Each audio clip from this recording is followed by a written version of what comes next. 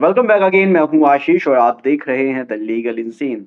आज के इस पर्टिकुलर वीडियो में हम बात करेंगे और डिस्कस करेंगे एक ऐसे ग्राउंड के बारे में जो सुप्रीम कोर्ट ने डिसाइड किया कि भाई आप इस ग्राउंड के आधार पर भी डाइवोर्स फाइल कर सकते हो। अब ये ग्राउंड क्या है, इस पूरे केस में क्या हुआ था, जो हम आज के इस वीडियो में समझने वाले हैं। वन बाय वन करके मैं आपको बताऊंगा कि किस तरह से जब पत्नी आपके ऊपर झूठा एलिगेशन लगाकर सेक्शन 498 का केस फाइल करती है और उसके जो एलिगेशंस होते हैं, जो स्पेसिफिक फैक्ट्स होते हैं, जो एक्यूजेशन लगाती है, वो अगर वो सभी झूठे हैं और पति अगर केस को जीत जाता है, सेक्शन 498 का केस अगर पति के फेवर में डिसाइड करता है कोर्ट, तो इस आधार पर कैसे पति डाइवोर्स केस फाइल करके अपनी पत्नी से डाइवोर्स ले सकता है। So stay tuned through out the video so that you could have a very better understanding over this situation.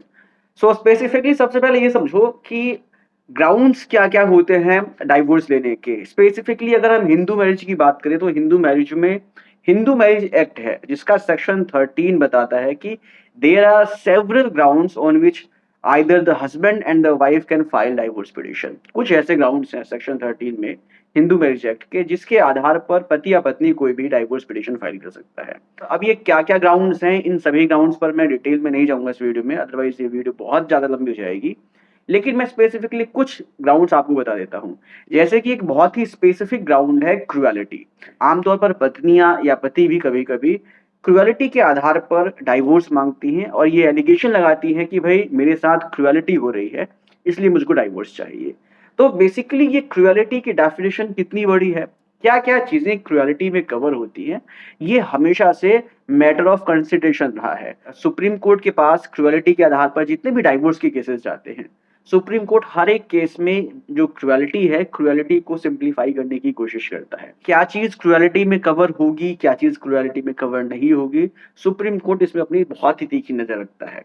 इसी तरह से इस पर्टिकुलर केस में जो हम आज समझने वाले हैं, इसमें सुप्रीम कोर्ट ने क्रुएलिटी की डेफिनेशन में एक चीज और डाल दी, जिसका फायदा उठाकर हस्बैंड अपनी पत्नी से डाइवोर्स ले सकता है। ये बहुत ही फेवरेबल चीज है हस्बैंड के लिए। सो बेसिकली ये पूरा क्या मामला था, सुप्रीम कोर्ट ने क्रुएलिटी को लेकर अपना क्या जजमेंट दिया है, क्या ग्राउंड बताया है, चलिए समझते हैं आज के इस वीडियो में। इस केस का नाम है रानी नरसिम्हा शास्त्री वर्सेस रानी सुनीला रानी। अब इस केस के क्या फैक्ट्स हैं, इस केस में क्या हुआ था, इसको समझते हैं। ये बहुत ही इंपॉर्टेंट है। इस केस में शादी के 2 साल बाद ही पति ने पत्नी के अगेंस्ट डाइवोर्स का केस फाइल किया, मेंटल क्रुएलिटी के आधार पर और मेंटल डिसऑर्डर के आधार पर। पति के हिसाब से जो पत्नी थी वो मेंटली सिक है और उसने उसके ऊपर क्रुएलिटी की थी, मेंटल क्रुएलिटी की थी। अब बेसिकली जब मामला कोर्ट में पहुंचता है तो कोर्ट इस डाइवोर्स पिटीशन को रिजेक्ट कर देता है। इस केस में ट्रायल कोर्ट पति के अगेंस्ट फैसला देते हुए उसके डाइवोर्स पिटीशन को खारिज कर देती है। इसके बाद पति पहुंचता है हाई कोर्ट में। हाई कोर्ट में भी उसकी जो अपील है वो डिसमिस कर दी जाती है। इसके बाद फाइनली मामला पहुंचता है सुप्रीम कोर्ट में। सुप्रीम कोर्ट में जब ये पूरा मामला पहुंचता है तो सुप्रीम कोर्ट इस पूरे केस के सिनेरियो को समझता है। अब इस केस में बेसिकली क्या हुआ था, एक चीज और समझ में आती है सुप्रीम कोर्ट को। सुप्रीम कोर्ट को यहाँ समझ में आता है कि इस डाइवोर्स पिटीशन को फाइल करने से पहले ही पत्नी ने पति के अगेंस्ट एक 498 का केस फाइल किया था और भी 2-4 जो है मुकदमे उसके ऊपर झूठे दर्ज किए थे।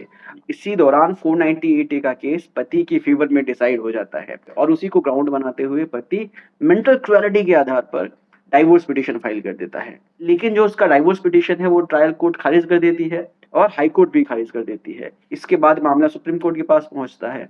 अब यहाँ पर सुप्रीम कोर्ट डिसाइड करता है कि अगर 498 का केस, जो झूठा मुकदमा दर्ज किया गया है पत्नी के द्वारा पति के ऊपर, अगर वो पति के फेवर में डिसाइड हो जाता है और पत्नी को उस केस में बरी कर दिया जाता है, छोड़ दिया जाता है, तो क्या इस पर्टिकुलर आधार पर क्या पति डाइवोर्स का केस फाइल कर सकता है मेंटल क्रुएलिटी के आधार पर? इसको डिसाइड करने के लिए सुप्रीम कोर्ट ने अपने एक दूसरे केस का हवाला लिया जो सुप्रीम कोर्ट ने काफी पहले सुनाया था। इस केस का नाम है विजय कुमार रामचंद्र भाते वर्सेस नीला विजय कुमार भाते। इस केस में सुप्रीम कोर्ट ने डिसाइड किया था कि अगर पति पत्नी के ऊपर झूठे आरोप लगाता है, अगर ये कहता है कि उस पत्नी का किसी दूसरे व्यक्ति के साथ रिलेशनशिप है, पति द्वारा पत्नी के ऊपर इस तरह के आरोप लगाना गलत है, क्योंकि इस तरह के आरोप से पत्नी की जो रेपुटेशन है, जो उसका स्टेटस है, जो उसकी डिग्निटी है, इस पर सवाल खड़ा होता है। इस तरह के आरोपों से पत्नी की मेंटल और फिजिकल हेल्थ भी खराब होती है। तो इस तरह से अगर पति कोई ऐसा आरोप पत्नी के ऊपर लगाता है, तो ये एक तरीके से क्रूएलिटी है पत्नी के ऊपर, और पत्नी इसको ग्राउंड बनाते हुए मेंटल क्रूएलिटी के आधार पर पति से डाइवोर्स ले सकती है। तो इस पर्टिकुलर केस में सुप्रीम कोर्ट ने जब ये डिसाइड किया था, तो इसी केस का हवाला देते हुए यहाँ पर सुप्रीम कोर्ट ने कहा कि जब पत्नी इस तरह से मेंटल क्रूएलिटी के आधार पर डाइवोर्स ले सकती है, तो पति भी, अगर पत्नी उस पर झूठे आरोप लगाकर सेक्शन 490 का केस फाइल करती है, तो इससे भी जो पति है, पति की जो रेपुटेशन है, पति का जो स्टेटस है, वो डिटेरियोरेट होता है, उसको क्षति पहुँचती है। तो इसको आधार बनाकर भी पति भी पत्नी से डाइवोर्स ले सकता है। तो इस तरह से बेसिकली अब आपको समझ में आ रहा होगा कि अगर पति के अगेंस्ट पत्नी ने कोई झूठा मुकदमा किया है सेक्शन 498 में, और अगर वो मुकदमा पति के फेवर में डिसाइड हो जाता है, तो पति भी पत्नी के अगेंस्ट मेंटल क्रूएलिटी के आधार पर डाइवोर्स ले सकता है। सो इस तरह से बेसिकली इस पर्टिकुलर केस में सुप्रीम कोर्ट ने क्लियर किया कि 498 का केस अगर गलत है, झूठा है, जिससे पति के रेपुटेशन और स्टेटस को क्षति पहुंचता है, तो पति भी डाइवोर्स ले सकता है। उम्मीद करता हूँ कि वीडियो इन्फॉर्मेटिव लगी होगी। अगर इन्फॉर्मेटिव लगी है तो शेयर कर दीजिए। मिलते हैं नेक्स्ट वीडियो में। Take care, bye bye.